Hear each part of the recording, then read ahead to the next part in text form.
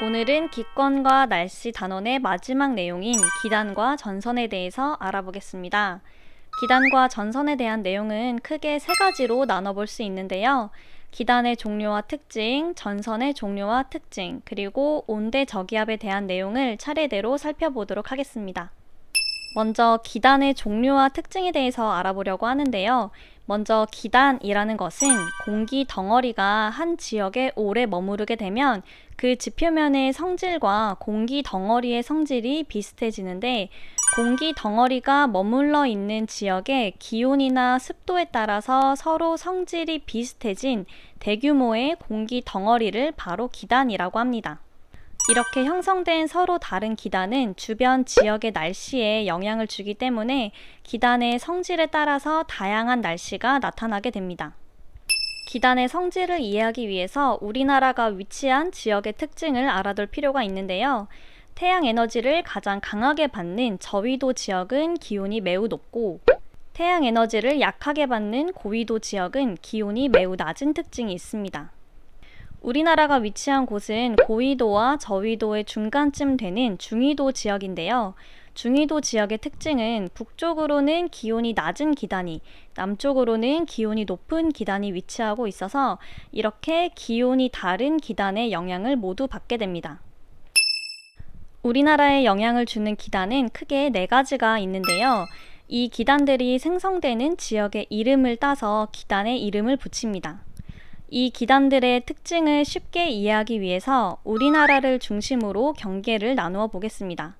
방금 전에 살펴본 것처럼 우리나라를 기준으로 북쪽으로 갈수록 고위도 지역이기 때문에 기온이 낮은 기단이 형성되고, 남쪽으로 갈수록 저위도 지역이기 때문에 기온이 높은 기단이 형성됩니다.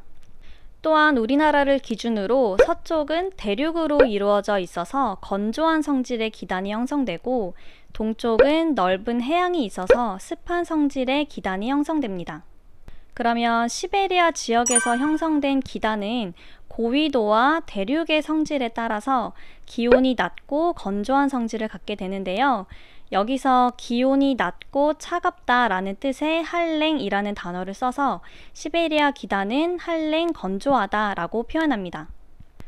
오호츠크해에서 형성된 기단은 고위도와 해양의 성질에 따라 기온이 낮고 습한 성질을 갖게 되고, 이것을 한랭 다습하다라고 표현합니다.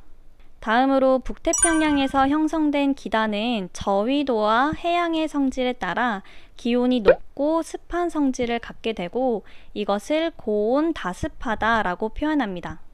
마지막으로 양쯔강에서 형성된 기단은 저위도와 대륙의 성질에 따라서 기온이 높고 건조한 성질을 갖게 되는데, 북태평양 기단에 비해서는 상대적으로 기온이 온화한 기단이 형성되기 때문에 온난 건조한 기단이다 라고 표현합니다. 이렇게 서로 다른 성질의 기단이 우리나라에 영향을 주면서 계절별로 날씨가 달라지게 되는데요. 먼저 겨울철에는 한랭 건조한 시베리아 기단의 영향으로 춥고 건조한 날씨가 나타나고, 여름철에는 고온 다습한 북태평양 기단의 영향으로 덥고 습한 날씨가 나타납니다. 봄철과 가을철에는 온난 건조한 양쯔강 기단의 영향으로 따뜻하고 건조한 날씨가 나타나게 되고, 마지막으로 오호츠크의 기단은 초여름에 짧은 기간 동안 영향을 주어서 일부 동해안 지역에서 온도가 낮은 저온 현상이 나타나게 됩니다. 이렇게 서로 다른 지역에서 다양한 성질의 기단이 형성되고, 이렇게 형성된 기단이 계절별로 우리나라에 영향을 주면서 날씨가 달라지게 되는 것입니다. 이렇게 우리나라의 북쪽에는 차가운 기단이, 남쪽에는 따뜻한 기단이 위치하게 되는데요. 그렇다면 차가운 기단과 따뜻한 기단이 서로 만나는 곳에서는 어떤 일이 벌어지게 될까요? 차가운 기단과 따뜻한 기단이 서로 만나게 되면 차가운 공기는 아래로 하강하고 따뜻한 공기는 위로 상승하는 성질에 따라 차가운 기단은 아래쪽으로 파고들게 되고, 따뜻한 기단은 차가운 기단을 타고 위로 올라가게 됩니다. 이렇게 공기가 상승하게 되면 구름이 생성되는데, 이 내용이 잘 기억나지 않는다면 위에 링크를 눌러서 구름의 생성 원리를 다시 복습해 보시기 바랍니다.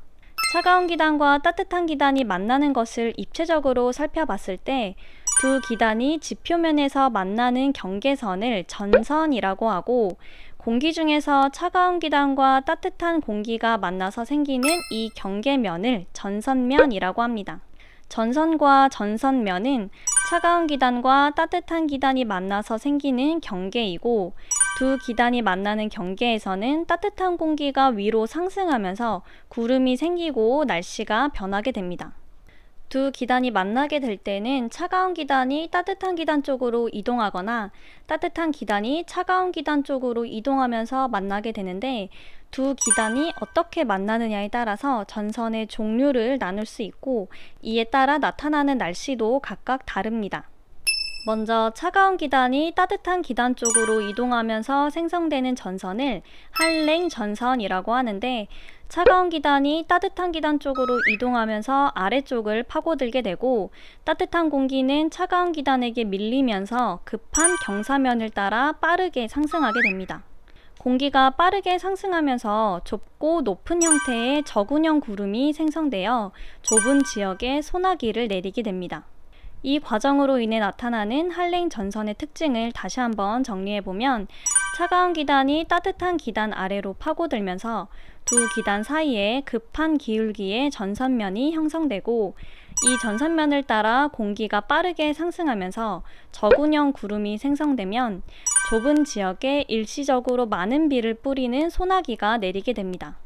이렇게 차가운 기단이 이동하면서 생성된 두 기단 사이의 경계선을 한랭 전선이라고 하고, 한랭 전선을 기호로 표시할 때는 차가운 기단과 따뜻한 기단 사이에 경계선을 그리고, 차가운 기단이 따뜻한 기단을 향하는 방향으로 파란 색깔 삼각형을 그려줍니다.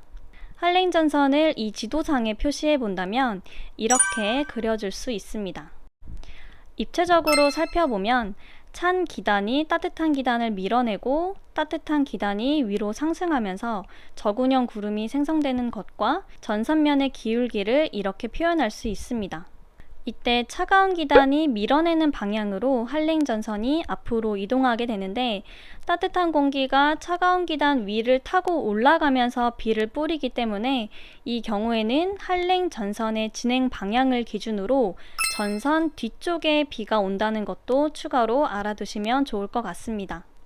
두 번째로, 따뜻한 기단이 차가운 기단 쪽으로 이동하면서 생성되는 전선을 온난 전선이라고 하는데, 따뜻한 기단이 차가운 기단 쪽으로 이동하면서 차가운 기단 위쪽으로 올라가게 되면서 완만한 경사면을 따라 천천히 상승하게 됩니다. 공기가 천천히 상승하면서 얇고 넓게 펴진 형태의 층운형 구름이 형성되어 넓은 지역에 약하고 지속적인 비를 내리게 됩니다. 이 과정으로 인해 나타나는 온난전선의 특징을 다시 정리해보면, 따뜻한 기단이 차가운 기단 위를 천천히 타고 올라가면서 두 기단 사이에 완만한 기울기의 전선면이 형성되고, 이 전선면을 따라 공기가 천천히 상승하면서 층운형 구름이 형성되면 넓은 지역에 지속적으로 약한 비가 내리게 됩니다. 이렇게 따뜻한 기단이 이동하면서 생성된 두 기단 사이의 경계선을 온난전선이라고 하고, 온난전선을 기호로 표시할 때는 따뜻한 기단과 차가운 기단 사이에 마찬가지로 경계선을 그리고, 이번에는 따뜻한 기단이 차가운 기단을 향하는 방향으로 빨간 색깔 반원을 그려줍니다. 온난전선을 이 지도상에 표현을 해본다면 이렇게 표시할 수 있습니다. 입체적으로 살펴보면 따뜻한 기단이 차가운 기단 쪽으로 이동하면서 차가운 기단 위를 천천히 타고 올라가 층운형 구름이 형성되는 것과 전선면의 기울기를 이렇게 표현할 수 있습니다. 이때 따뜻한 기단이 밀어내는 방향으로 온난전선이 앞으로 이동하게 되는데, 따뜻한 공기가 차가운 기단 위를 타고 올라가면서 비를 내리기 때문에 이 경우에는 온난전선의 진행 방향을 기준으로 전선 앞쪽에 비가 온다는 것도 추가로 알아두시면 좋을 것 같습니다. 세 번째로, 차가운 기단과 따뜻한 기단의 세력이 거의 비슷한 경우에도 두 기단이 만나면서 전선이 형성되는데요. 차가운 기단과 따뜻한 기단의 힘이 비슷하게 되면 두 기단이 서로 만나는 지점에서 구름이 형성되고 많은 비가 내리게 됩니다. 이 경우에는 두 기단이 어느 한쪽으로 이동하지 않고 한 곳에 오래 머무르면서 많은 비를 내리기 때문에 정체전선이라고 부르는데요. 정체전선은 여름철 장마의 원인이 되기 때문에 장마전선이라고도 합니다. 정체전선을 기호로 표현할 때는 차가운 기단과 따뜻한 기단 사이에 경계선을 그리고 앞에서 봤던 한랭전선과 온난전선의 기호를 양쪽으로 그려주면 됩니다. 이때 차가운 기단이 밀어내는 방향과 따뜻한 기단이 밀어내는 방향대로 표시를 해줘야 되는데 정체전선을 이 지도에 표시해 본다면 이런 식으로 차가운 기단과 따뜻한 기단이 밀어내는 방향에 맞게 그려주면 됩니다. 우리나라 같은 중위도 지역은 북쪽의 차가운 기단과 남쪽의 따뜻한 기단 사이에 위치하기 때문에 두 기단이 만나서 형성되는 정체전선이 자주 발생하는데요. 정체전선이 형성된 후에도 북쪽에는 차가운 공기가, 남쪽에는 따뜻한 공기가 위치하면서 전선 근처의 기온 차이로 인한 파동과 지구의 자전으로 인해서 회전이 발생하면서 정체전선이 이런 식으로 휘어지게 됩니다. 회전이 계속 발생하게 되면 차가운 기단이 밀어내는 힘과 따뜻한 기단이 밀어내는 힘으로 인해서 이런 식으로 남서쪽에는 한랭전선이, 남동쪽에는 온난전선이 형성되고 그 중심에는 저기압이 위치하게 됩니다. 이렇게 형성된 것을 온대저기압이라고 부르고 간단하게 말하면 한랭전선과 온난전선을 동반하는 저기압이라고 생각하시면 됩니다. 온대저기압과 관련해서는 이렇게 온대저기압이 형성되는 과정보다 이 온대저기압으로 인해 나타나는 날씨의 특징을 아는 것이 더 중요한데요. 온대저기압 근처에서 나타나는 날씨를 알아보기 위해 한랭전선과 온난전선을 기준으로 세 가지 지역으로 나눠서 각 지역의 특징을 살펴보겠습니다. 먼저 이 전선을 기준으로 북쪽에는 차가운 기단이, 남쪽에는 따뜻한 기단이 위치하고 있는 상태에서 남서쪽에는 차가운 기단이 따뜻한 기단을 밀어내면서 한랭전선이 형성되고 남동쪽에는 따뜻한 기단이 차가운 기단을 밀어내면서 온난전선이 형성됩니다. 한랭전선의 뒤쪽이 A 지역이고 온난전선의 앞쪽이 C 지역입니다.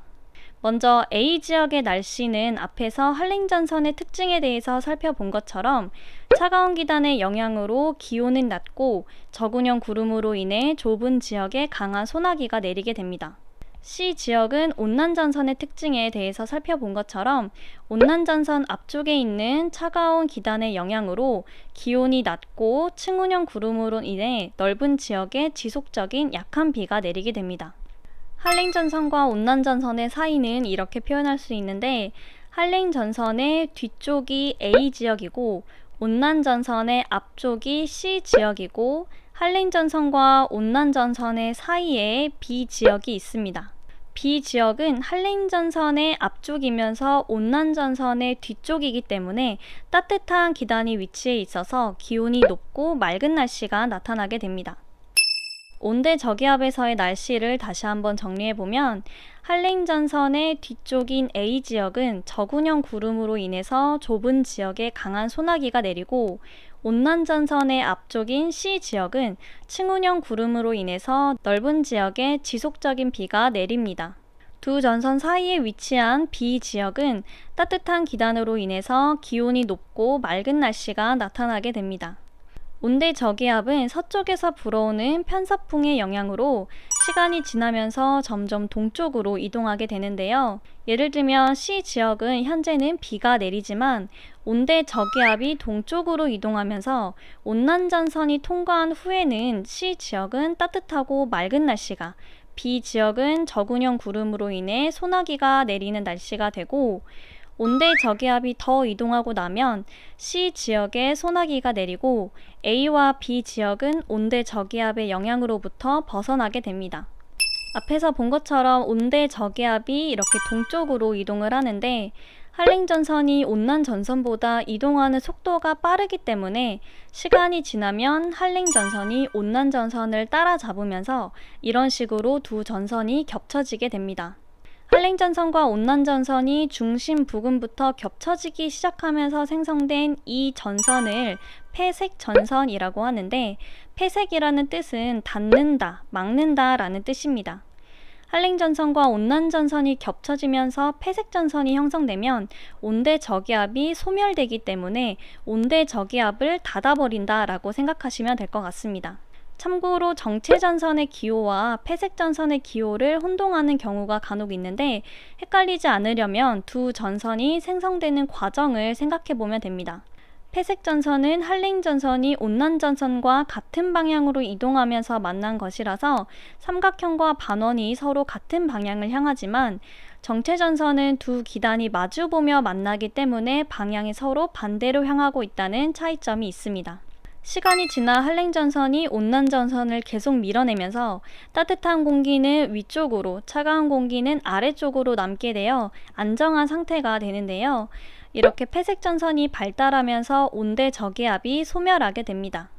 오늘 배운 내용을 정리할 때는 우리나라 주변의 기단을 4가지 구역으로 나누어서 기온과 습도에 대한 특징을 위주로 정리해 보시고 두 기단이 만나서 형성되는 한랭전선과 온난전선의 형성 과정과 전선면의 기울기 그리고 강수 형태 등을 서로 비교하면서 정리하시기 바랍니다.